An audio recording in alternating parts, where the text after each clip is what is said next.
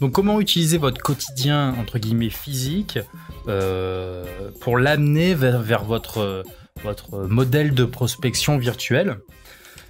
Donc la première des choses à faire, c'est déjà de bien affûter votre discours commercial pour faire comprendre en moins de 60 secondes pourquoi votre service ou produit est indispensable, que les gens comprennent bien ce que vous faites et l'intérêt de ce que vous faites, qu'ils comprennent le bénéfice vraiment de ce que vous pouvez leur apporter.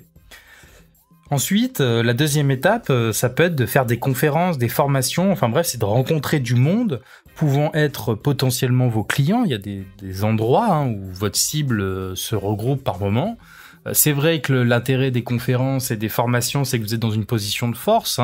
On est venu vous écouter, vous êtes un spécialiste, et c'est peut-être le meilleur moment pour pouvoir, à court ou moyen ou long terme, convertir ce public en éventuels clients.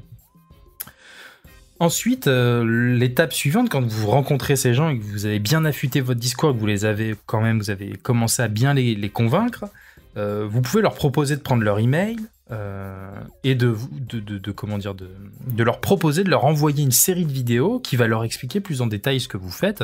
Là, c'est un exemple, mais il y a d'autres variantes possibles. Mais bref, l'idée, c'est d'essayer de capturer leur email et de leur dire, écoutez, vous me donnez votre email et je vais vous envoyer une série de vidéos, et puis ça ira plus loin comme ça, on n'a pas spécialement besoin d'approfondir maintenant si on n'a pas trop le temps. Enfin bref, à vous d'ajuster, mais l'idée, c'est de récupérer l'email de la personne que vous rencontrez. Ensuite, vous mettez en place un autorépondeur comme Weber et vous travaillez la suite d'emails de cet autorépondeur de façon à ce qu'on appelle faire du lead nurturing, c'est-à-dire éduquer votre prospect et lui donner de plus en plus envie, besoin de reprendre contact avec vous pour vous faire travailler. L'intérêt, c'est que, effectivement, peut-être qu'à un instant T, cette personne, elle n'a pas besoin de vous, mais le jour où elle aura besoin de vous, si elle est dans votre machine, il y a de fortes chances que c'est vous qu'elle choisit si vous faites bien votre boulot. Donc toujours dans l'espace physique, le papier, c'est loin d'être obsolète, ça permet de toucher des personnes que l'Internet ne permet pas, donc vous pouvez faire des jeux concours, des promos, utiliser les QR codes. Bon, après, il y a des méthodes plus efficaces que d'autres selon le secteur d'activité. Vous pouvez faire des événements aussi. Donc, il existe de multiples façons pour attirer de nouveaux prospects par le papier. Mais l'objectif numéro 1, c'est pas de vendre, mais c'est de récupérer les coordonnées afin d'avoir l'opportunité de nouer un contact progressif et d'établir une relation de confiance. Donc voilà, c'est tout pour cette vidéo. C'était la dernière vidéo de la partie consacrée aux éléments clés et aux méthodes que vous pouvez mettre en place pour optimiser vos résultats.